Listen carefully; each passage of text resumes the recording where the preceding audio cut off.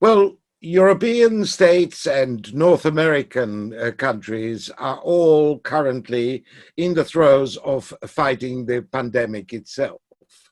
So there's very little discussion at the moment about the long-term political implications of the current health crisis. However, it's obvious that there will be political implications, and it's obvious that one of the most important matters in this particular crisis is the question of governance. States to manage particular crisis in an efficient and a practical way. And clearly, some countries have turned up better at it than others. Although the yardsticks by which one would measure success are, of course, varied. And as always, the immediate impact of the crisis looks different with time, and the retrospective may come to different conclusions.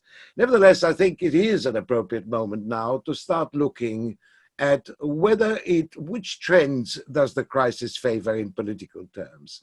Does it favor well-established governments with a long pedigree of good governance, or does it actually condemn the entire political class of the present to basically the dustbin of history, to be replaced by people who have not had a hand in power up to now, but who may actually do better? I'm joined for this discussion by John Kampfner, who's a senior associate fellow at the Institute, a very distinguished writer and broadcaster, former chief political correspondent for the Financial Times, editor of the New Statesman, and author of about 5 books. John, very nice to see you. Hi there, Jonathan. I just wonder if I could start by asking you what do you think are the current trends in terms of governance in Europe? For instance, we've seen all countries assuming for themselves particular dictatorial powers. We've seen all governments using the language of war. The French use it, the British use it, war cabinets, war measures, executive powers that we wouldn't have dreamt of in times of peace. What do you think, what impact would it have on our concept of governance? Absolutely. Now, the first thing to say, Jonathan, is obviously we're still very early into coronavirus, and it's incredibly difficult to predict how things will pan out. But as you identify, there are already established trends. Now, while most leaders in terms of the immediate opinion polls seem to be seeing a surge of support and sympathy and solidarity, which is understandable and always takes place in this phase of, as you call it, a war. This is a war with an invisible enemy. Nevertheless, it's my view that the administrations, the regimes that are so far benefiting most and will benefit most are those that I would call the efficient technocrats. Now, one can be agnostic whether they belong to the democratic family or the more authoritarian family, but they do share certain traits, and their populaces are behaving in a particular way. And I would say there are 2 phenomena around this. One is the acceptance of the role of the state as protector, which happens in times of emergency. It obviously happens in times of conventional warfare. It happens at times of terrorism. And we are seeing this now very much. And also the imposition, if it is a quasi-democratic country, or the re-imposition, if it's of a more authoritarian bent, in the levers of state control, command and control. And the ease with which populations appear to support that, albeit temporarily, but maybe not so temporarily, is fascinating. Now, let me turn to a country that you know well Germany, for instance. One of the trends that we've seen over the last 10, 15 years is the slowly bleeding away of popular support for the mainstream political parties, for both the Christian Democrats and for the Social Democrats, in favor of, how should we put it, new parties, some of them fringe, some of them middle of the road, but certainly not the mainstream old parties of the Federal Republic.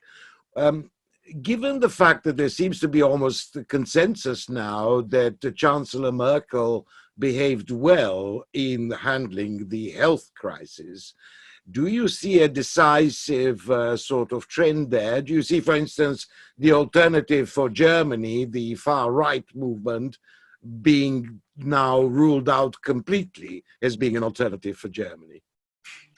Ruled out completely would be to overstate it. The polls appear to, well, do show quite a significant drop in the AfD's support and the support of the left-wing Die Linke.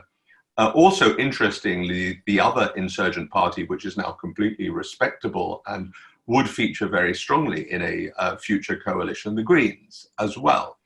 At the same time, an increase in support, quite a significant one, for Merkel's CDU, which had been seen to be moribund. I mean, the discourse in Germany over the last year, was the twilight of Merkel, the twilight of Christian democracy, alongside, as you say, the twilight of social democracy.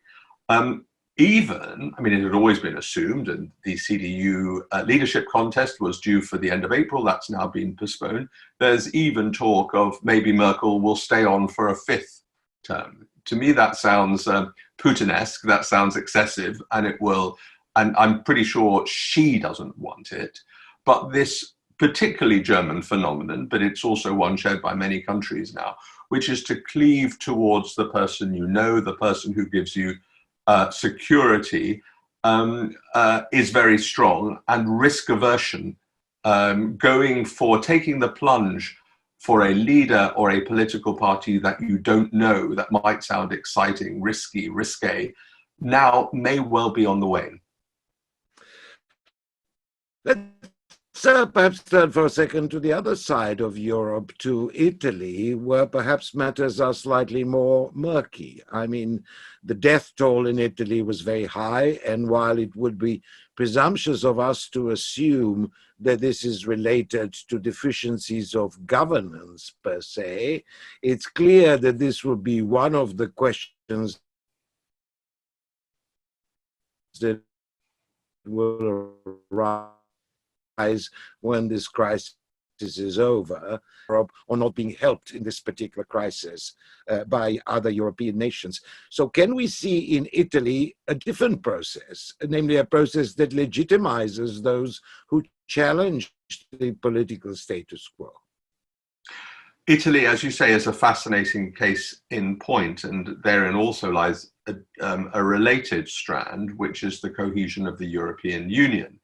And Italy and Spain and other countries, particularly southern countries, that have been suffering disproportionately, not just through coronavirus, but economically, and they were at loggerheads with Germany during the refugee crisis of 2015. We're back on that axis again, with the southern states really having a go at the northern ones who don't want to introduce a Europe-wide corona bond in which would be underwritten effectively by the Germans. So it's no surprise that the Germans and the Dutch and others, and the Brits, if they were still in the EU, I'm sure, would oppose it, and the others want it. So that fuels this latent sense in Italy of embattlement, of the world is against us, which is obviously fodder for populists. And Salvini, who is out of office,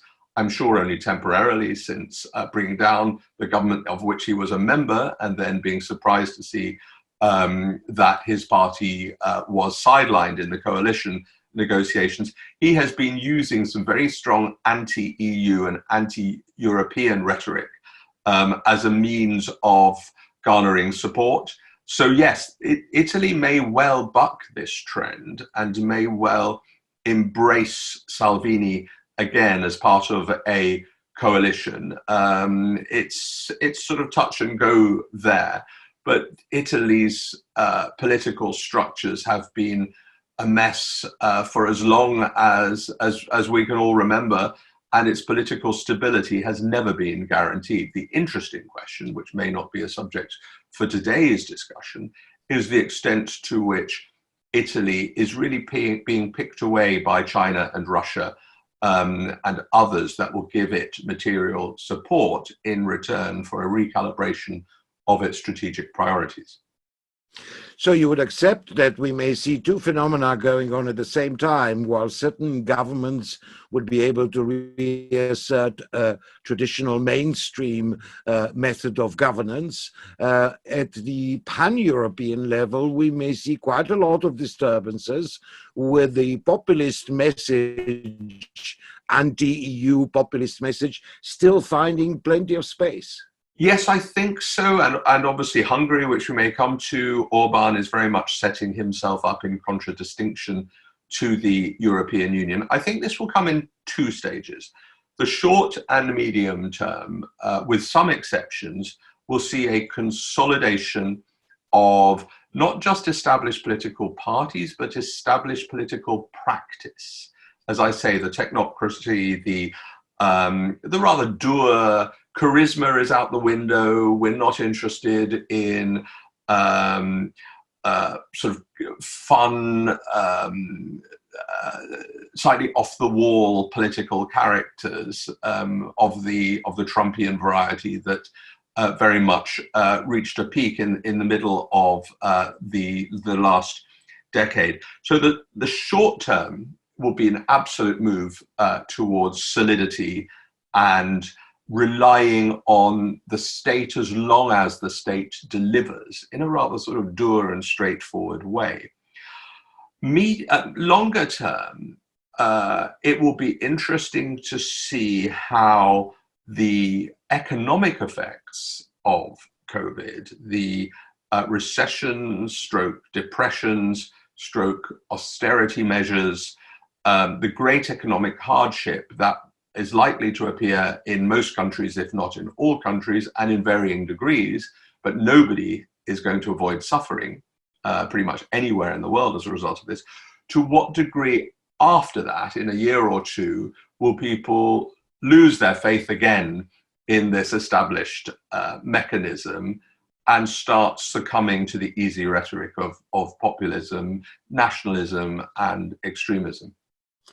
So, as you mentioned yourself, what we're talking about is the good technocrat, the one who can deliver, which of course means that it doesn't necessarily need to be the democratic formula. You mentioned Hungary, where the prime minister seems to have acquired enormous powers, powers not exercised by any other European Union leader. And of course, there is the Russian example, where Mr. Putin has indicated yet again his ability to exploit any crisis in order to push through constitutional changes, which will keep him there in power for perhaps another 15 years. So, do you think there is a chance that the authoritarian technocrats may come out quite well out of this crisis? Yes, I do, as long as they deliver. And that's the key. There are various criteria for this. So take another example we haven't mentioned, Bolsonaro in Brazil. He is not coming out of this well. He has set himself on a classically populist anti-science course, not deferring at all to expertise, to research, and being openly contradicted by his governors, by members of his own party, let alone in parliament, and frankly, making himself look foolish. That is a kind of populist power grab that is unlikely to do well. Take another example, Andrej Babis in the Czech Republic, which has not gone down anywhere near as the measures that Orban in Hungary has undertaken, but is still has become a sort of, it's on the cusp of democracy, authoritarianism, some quite worrying manifestations. But he very, very early on, if memory serves me correctly, there were only a handful of corona cases right at the beginning when he imposed one of the strictest lockdowns of them all. He's kind of went down the Italian and Spanish and French routes even before anything approaching that was affecting his country. And if the figures continue to follow this trajectory, he appears to be vindicated in that approach. And he is already talking about a potential for loosening of corona restrictions a few weeks after Easter, as incidentally are the Austrians, the Danes, and others. So if he manages to do that and restore an element of normality over phases, then that will legitimate his approach to the strong man wrapped in the national flag. And that is an example, in contrast to Bolsonaro, of a successful, technocratic, slightly authoritarian approach to all of this. Orban is being absolutely naked in his power grab. And what is fascinating is that the European Union and important member states are only making the meekest of rhetorical objections because they have to focus on the virus, and he knows he is getting away with it. He is becoming very much the Putin-esque thorn in the side of the European Union, and he's very much out on a limb on that. But I think one's hopes in him disappeared in terms of being a Democrat long before this coronavirus took place. I'm going to ask, in conclusion, sort of a crystal ball gazing question. Do you think, as things currently stand in the United States and the appalling mortality figures that are being registered in these days, that this puts an end to President Trump's re-election bid, that this really is a return to experienced government? Again, we're all guessing at this stage. Jonathan, you are really setting me up for a fall, aren't you? Everybody would have, excuse me, everybody would have predicted 3 or 4 months ago that Trump was a shoo-in. The Democrats were tearing strips off themselves in their hustings, in their primaries. Biden started appallingly, and out of nowhere, Biden emerged. Now, he is hardly seen as the face of the future. But in his response to Corona and everything else, he is seen as solid, unremarkable. His choice of who would be his vice is incredibly important, partly because that person may well succeed him, dare I say it, it may be tasteless to say, but in office, but also just in terms of the joint ticket. But you have Trump, who started off by calling all of this a hoax and then joking about it and then saying, well, I'm not going to wear a face mask, and trying to outbid companies for materials on their way to Germany and elsewhere, and hardly covering himself in glory and as the death toll mounts in New York and everywhere else. That said, his base seems incredibly loyal to him. The odds on him winning have certainly lengthened now, but one would be foolish to dismiss his chances. I think it's just going to be fascinating to see. We've talked a lot about leaders.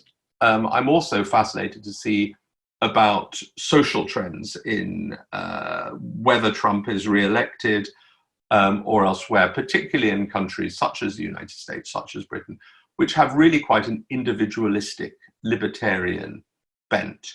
This whole idea of just leave me alone, don't tax me, but also don't tell me how to lead my life, which saw its economic apogee in the height of Thatcher and Reagan, and working its way through even now. Will we see a move among populists, as my opening remarks alluded to, towards the embrace of the state and state power, the state's protective power? But with that, obviously, comes the enormous danger of abrogating responsibility to the state, but also handing over liberties to the state. And that power play between liberty and security is going to be one of the key things for all of us to watch in coming weeks, months, and years. Well, I'm sure that that's true, and I hope that we can get together to talk about it again. Thank you very much again for the very thought-provoking discussion.